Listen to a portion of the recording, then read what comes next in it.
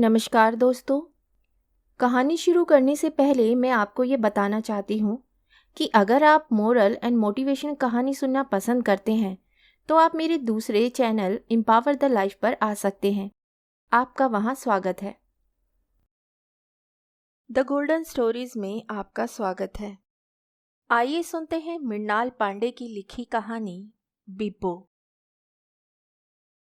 Fashion के लिहाज से यह बूढ़ों का वर्ष था। खूब कसकर तकरीबन माथे के ऊपर ही मरोड़कर बांधे गए जूड़े, नोच नोच कर बेहद पतली बना ली गई बेचारी बोहों और सुनहरी कमानी के गोल चश्मों का वर्ष। कपड़े भी बीहड़ हो चले थे। बेमेल हथकरघे की साड़ियाँ और छींटदार ढीले ब्लाउज, चांदी के काले पड़े हुए मैले आभूषण या झब्बा नुमा कुर्ते और तंग मोरी के पजामे। आंखों में सुरमा फिर फैशन में आ गया था, या फिर काजल। पिछले सालों के नीले बैंगनी लिपस्टिक और परोटों के ऊपर लगाए जाने वाली सुनहरी धानी शैडो, नकली पलकों समेत ना जाने कब अपने आप गायब हो गए थे। यह फैशन का क्षेत्र भी एक बड़ा रहस्यमय इलाका है जनाब। यहाँ बिना हड़बौं के अचानक रातों रात सब बदल जाता है, ऐसे कि पहले पहल तो आपको यकीन ही ना हो कि यह भी भला कोई फैशन है क्या।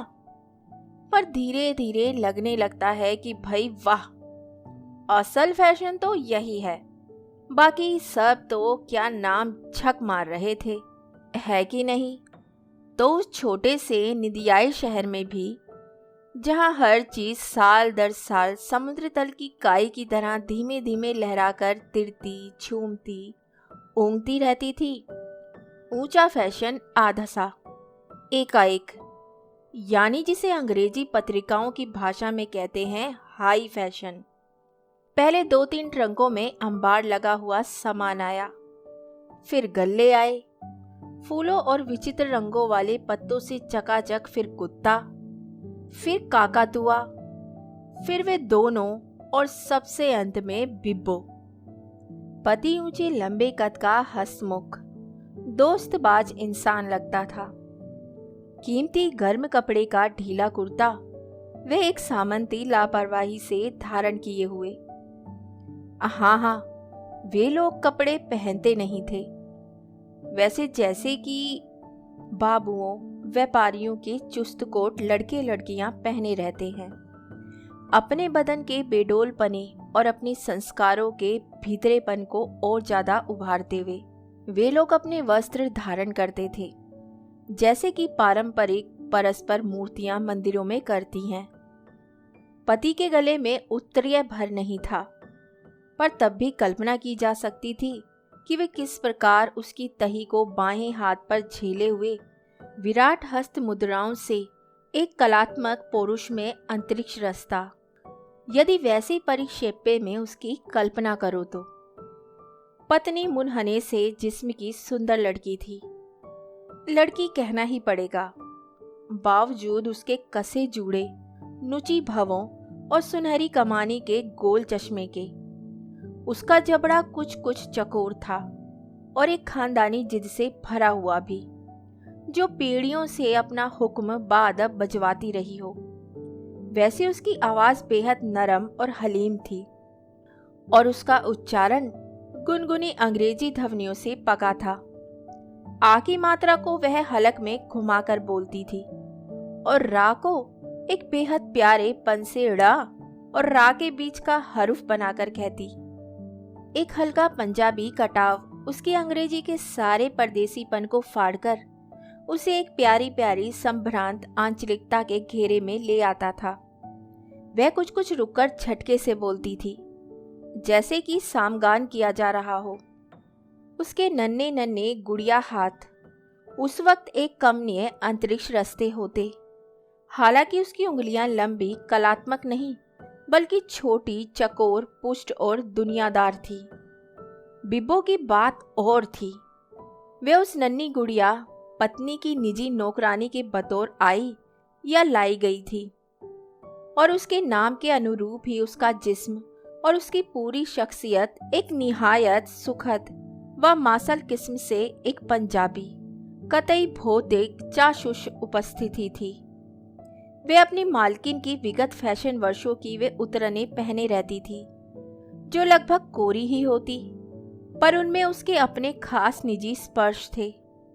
सब कुर्तों के गले उसने नीचे तक काट डाले थे और उसका विराट वक्ष उसके बीच सुगंधित जेली की तरह निरंतर कांपता रहता था।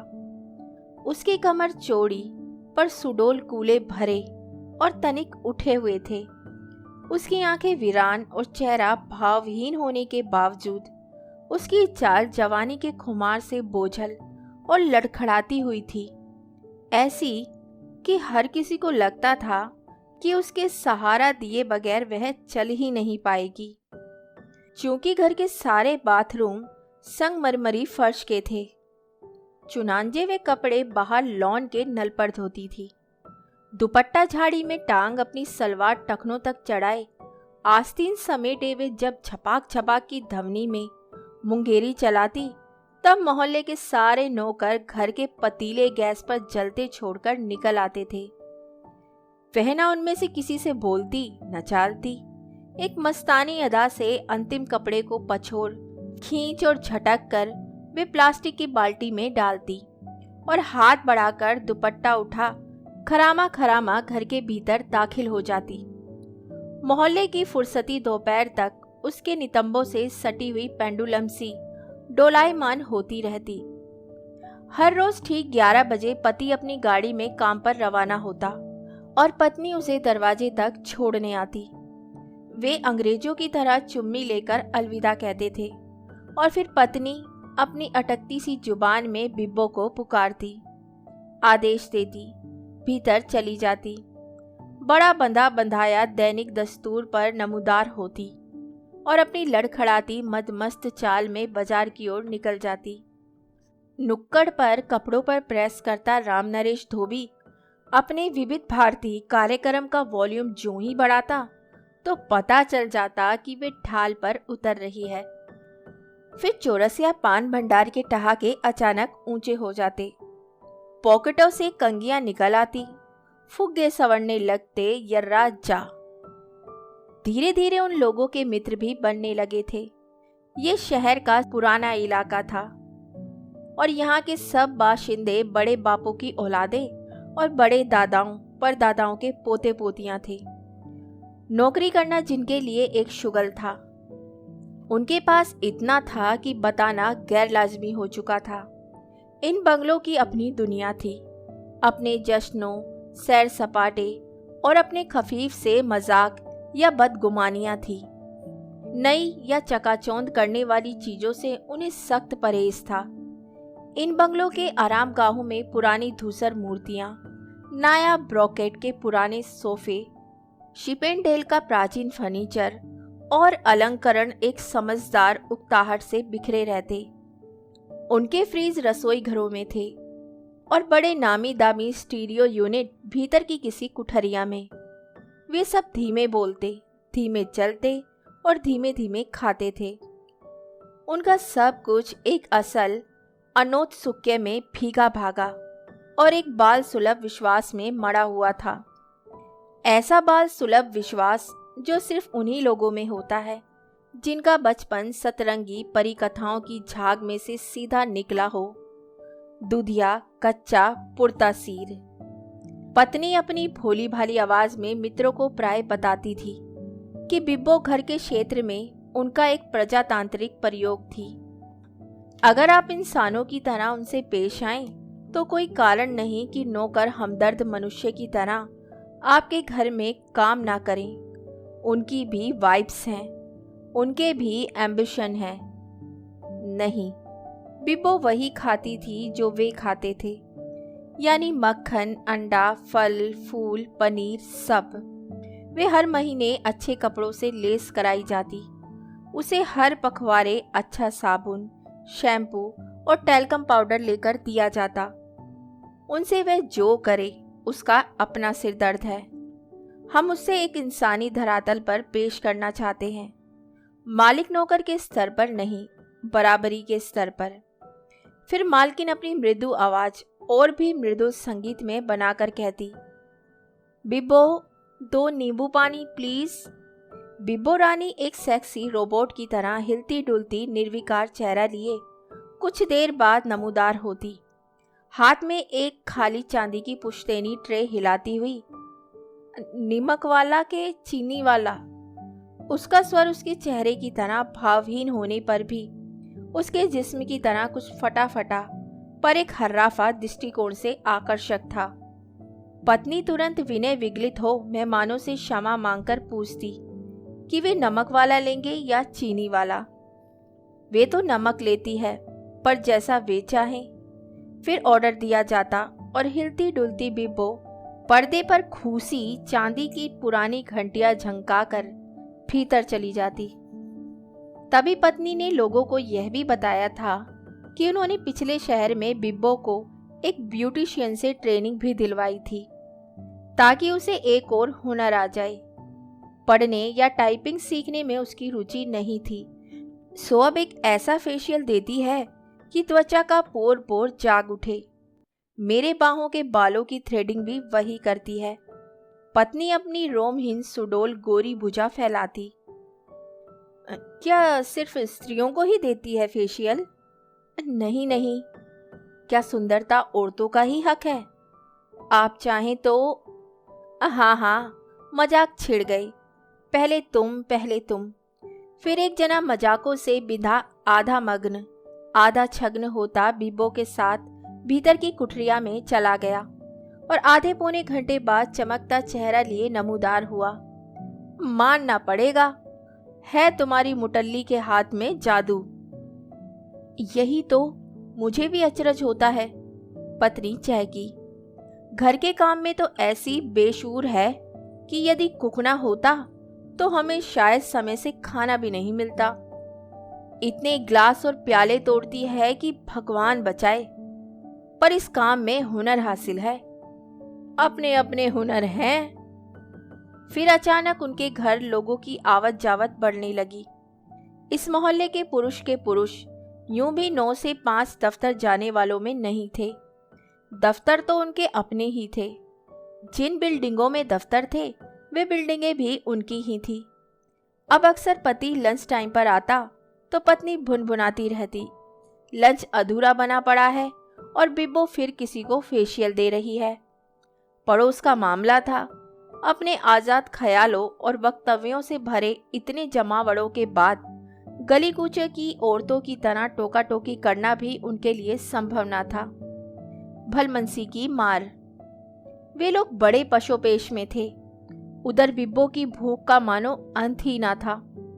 सुबह वे 6 टोस्ट और 2 तले अंडे डकार जाती, साथ में 1 गिलास दूध, जबकि दह की तराश को लेकर सजग पति पत्नी कुड़ते हुए सिर्फ काली कॉफी और टोस्ट भर लेते।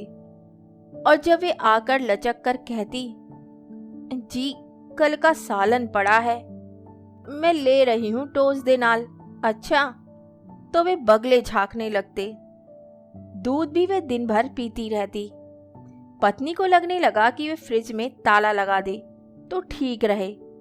गुच्छा भर पुष्ट केला चांदी के फ्रूट बॉल में सुबह रखा होता, शाम तक एक काला सा सुकड़ा केला उसमें पड़ा रह जाता। अचार की शीशियां साफ हो जाती। जैम के भी वही हाल। पत्नी के मायके से मेवे के थैले आते, उनका माल भी देखते देखते आधा रह जाता। फिर खरबूजे की भूख भी चमक उठी थी। जितनी देर पत्नी कुठरिया में शास्त्रीय संगीत के स्टीरियो रिकॉर्ड लगाकर पड़ी पड़ी अंग्रेजी किताबें पढ़ती, उसके विदेश से आयातित ट्रांजिस्टर में तेज फिल्मी गाने लगाकर वे दोनों रसोई में ठिलठिलाते रहते। आदिम भावनाएं हैं, लव। हाँ हाँ, पति ने मित्रों के बीच पत्नी को फिर समझाया, वे लोग अपने को नहीं रोक सकते। कुत्तों बिल्लियों की तरह उन्हें मजा करने दो। शाम को खाना और उम्दा मिलेगा। उम्दा तो क्या, 4 गिलास और तोड़ डालेंगे, पत्नी ने झमक कर कहा। उसका धैर्य कोनों से फटने लगा था। उसे मालूम है कि सुबह ठीक 8 बजे मुझे पलंग में कॉफी चाहिए। उसके बिना मेरा जहन काम नहीं करता। आज 9 बजे तक नहीं आई। देखने गई तो खानसामा कहता है वे अभी सो रही है। खानसामा ऑफ ऑल द पीपल, मुझसे वह भी उसको लेकर। तो तुमने क्या किया? ये शायद उस दिलजली ने पूछा, जिसका पति उस वक्त बिब्बो से मालिश करवा रहा था। मैंने वहीं खड़े खड़े लताड़ा कि ऐसे बात करते हैं क्या? तभी देखती हूँ कि मलिका जी आंखें मलती आ रही हैं। क्या वजह है बीजी? आई टेल यू, मैं तो गुस्से के मारे उल्टे पांव लौट आई। मेरी मानो तो इसे चलता करो, किसी ने सलाह दी। वही सोचती हूँ, पर आजकल फिर नौकर मिलते कहाँ हैं? उनके बिन भी तो यह तो है। गर्मियाँ बीती, जाड़े आए, पर बिब्बो के मारक जिस्म ने शाले नहीं ओढ़ी। हालांकि उसकी मालकिन 6,000 रुपये का पुराना पश्मीना ओढ़े हीटर के पास बैठी हूँ हूँ करती रहती। मक्खन, मेवे, घी की लुनाई से चिकना अपना उबले अंडे सा भावहीन चेहरा लिए बिब्बो उसके गुड़िया हाथों पैरों चेहरे की उपटनों से मालिश करती, कील मुहासे निकालती, भवे संवारती और टांगों पैरों को रोमहीन बनाती रहती। जाड़े, गर्मी, बरसात, किसी मौसम का उस पर कोई असर नहीं था। उसका खमदार बदन जैसा ही मस्त रहा आया और रंगीन पटियालवी फूदने से सजी उसकी लंबी गुथ उसके विराट कूलों पर डोलती एक बड़े समुदाय का तन मन डोलाती रही। आजकल मैं कोशिश कर रही हूँ कि वे कुछ बुनाई कढ़ाई सीख जाए, पढ़ाई लिखाई ना सही। अपनी रोथमैन सिगरेट का कश लेकर पत्नी ने कहा। वह एक ढीला कड़ा हुआ झब्बा पहने हुए थी, जो उसकी किसी पूर्वजा के किसी नायाब कश्मीरी शॉल को काटकर सिला गया था। सिखाएगा कौन? किसी ने जिज्ञासा व्यक्त की। उन लोगों को इस तरह की चीजें आती ही कहाँ थी, काटना, बुनना, पकाना, पर जरूरत थी भी नहीं। उनके लिए ही तो ये काम किए जाते थे सारी दुनिया में। अगर वे लोग भी अपने कपड़े खुद सीने काटने लगते तो उन भव्य सिलाई की दुकानों का क्या होता? पत्नी ने उसी किस्म की एक दुकान का नाम लिया, जहां शाम को मध्य वित्त गृहिणियों और उनकी विवाह योग्य लड़कियों के लिए सिलाई कढ़ाई की क्लासें होती थी। ड्राइवर शाम को अपने घर जाता हुआ उसे छोड़ आएगा और वापसी में वह बस ले लेगी। बस इतनी ही सी तो बात थी। पति पत्नी अपने औदार्य और अपनी स्कीम के चौकसपने पर बड़े खुश थे। उसकी अंतरात्मा को कुछ तो रचनात्मक संतोष मिलना चाहिए। पत्नी ने अपना गुड़िया हाथ लहराकर कहा, वरना औसत हिंदुस्तानी लिबिडो छोटे शहरों में ऐसी कुचली रहती हैं कि सिवा सेक्स के दिमाग में कुछ आता ही नहीं। फिर कुछ देर वे सब बेहद सुथरी और विद्वत्तापूर्ण अंग्रेजी में आम भारतीय और सेक्स पर खुली बातचीत करते रहे। वे लोग खुली बातचीतों और खुली बहसों के आदी थे, इतने कि वे कल्पना भी नहीं कर सकते थे कि बिब्बो को उस दब्बूपने और संकीर्णता में बांधकर रखेंगे जिसमें आम भारतीय औरत खासकर नौकरानी को रहना पड़ता है। पर इस सब सौहार्दपूर्ण खुली बातचीत के बाद जब बिब्बो को इसकी सूचना दी गई तो उसने अपने नितांत भावहीन तरीके से साफ मना कर लिया। नहीं जी, क्या करना? पर तब तुम कपड़े सिल सकोगी, उन्होंने सुझाया। बहुत है जी, फिर दर्जी तो है ही। घर में हमारा थोड़ा मरम्मत रफो करल काम कर लेना। सो आप दर्जी से करा लो, बेहतर करेगा। इतना कहकर वे कुछ हंसी सी। तुझे मशीन ले देंगे। कौन सी है डार्लिंग? वो हिंदुस्तानी वाली जो मिडल ईस्ट को भी एक्सपोर्ट होती है। हाँ हाँ, निशा वाली। फिर तू कपड़े सीना मजे से। क्या क्या करना जी, बिब्बो ने बातचीत को पक्का पूर्ण विराम देते हुए कहा और नल के नीचे सलाद धोने लगी। उनकी पूरी योजना गड़बड़ा गई थी। पर तू दिन भर तो खाली रहती है, फिर क्या करेगी? सोऊंगी जी, उसने उसी ऐतिहासिक भोलेपन से कहा जैसे कभी नूरजहां ने कबूतर उड़ाए थे, और खानसामा को देखकर हंस पड़ी। बिब्बो एक सिर दर्द होती जा रही है। वे देर देर तक सोती, ढेरों ढेर खाना खाती, वक्त बेवक्त चीजों की फंकियां मारती रहती। दो एक बार मालकिन ने अपना शैम्पू और टैल्कम चुराते रंगे हाथों पकड़ा भी। खानसामा भी उसकी सोहबत में ढीला और ढीठ होता जा रहा था। वह तो थी ही। उधर से इधर और भाव बताने लगी थी। जब उनका कोई मित्र आकर फेशियल को कहता तो उसे बुलाए जाने पर वह एक ढीठपने से उसे ऊपर से नीचे तक घूरकर सिर को भीतरी कमरे की तरफ झटका देती। चलिए, और कूले मटकाती आत्मविश्वास के साथ बगैर पीछे देखे भीतर चल देती कि वह आ भी रहा है या नहीं। यह बात और थी कि वह अवश्य आता। ले देकर एक शाम का समय होता है, उस वक्त ये लोग आ जाते हैं। होठ चबाती पत्नी कहती। उस वक्त उसका जबड़ा कुछ चकोर और चेहरा तना तना हो जाता। फिर एक दिन बिब्बो के घर से खत आया, जो किसी गांव के पढ़े लिखे ने बिब्बो के बाप की तरफ से लिखा था कि बिब्बो के लिए उन्हें एक लड़का मिल गया है जो फौज में है और शक्लो सूरत का भी ठीक ठाक है। बिब्बो की छोटी बहन कुक्कू सेवा में आने को तैयार है, उसकी तो जिंदगी बन जाएगी वगैरह वगैरह। ना कुक्कू ना पुक्कू, बस इसी को भेज दो वापस। अच्छा बहाना भी है इस वक्त, पत्नी ने संतरा चूसते हुए कहा। बिब्बो उस समय बाहर कपड़े धो रही थी और पत्तियों की मेड़ के आसपास दर्जनों नौकर पतंगों की तरह मंडरा रहे थे। पर फिर तुम्हारा काम कौन करेगा? पति ने एक खैर ख्वाह मित्र की नरमाहट भरी दृष्टि से पत्नी का नाजुक जिस्म निहारा। कोई यहीं की बूढ़ी बाई मिल जाएगी ज्यादा पैसे देकर, तुम चिंता ना करो। सिर्फ इसे भर पैक ऑफ कर दो, वरना खानसामा इसे लेकर किसी भी दिन छोड़कर चल देगा। फिर क्या होगा? सो तो है, पति ने सोचते हुए कहा। तो एक दिन बिब्बो का बिस्तरा बंद गया। उसके 2 टीन के ट्रंक कार में रख दिए गए, दरी में बंधा एक अदद बिस्तरा भी। पत्नी ने उसे 1 घंटा जीवन, आदर्श विवाह की जरूरत और नारी स्वतंत्रता के बारे में समझाया, जिसके दौरान वे सिर्फ हांजी हांजी करती या उबासियां लेती रही। उसे और उसके फौजी को इस सब से करना भी क्या था? न एक बार उसने पति पत्नी को धन्यवाद दिया, न ही हर्ष या शोक जैसा कुछ व्यक्त किया। कुछ लोगों का कहना है कि टैक्सी के चलते चलते उसने पूरे पड़ोस की खिड़कियों को हाथ हिलाया और कुछ मुस्कुराई सी थी, पर हो सकता है कि उनकी कल्पना भर हो। कुछ दिन वे लोग बिब्बो को याद कर परस्पर हंसी मजाक करते रहे, फिर उसे भूल सा गए। कहानी सुनने के लिए धन्यवाद। तो इसी के साथ मैं आपसे विदा लेती हूँ और कल फिर मिलती हूँ एक नई कहानी के साथ। तब तक के लिए अलविदा।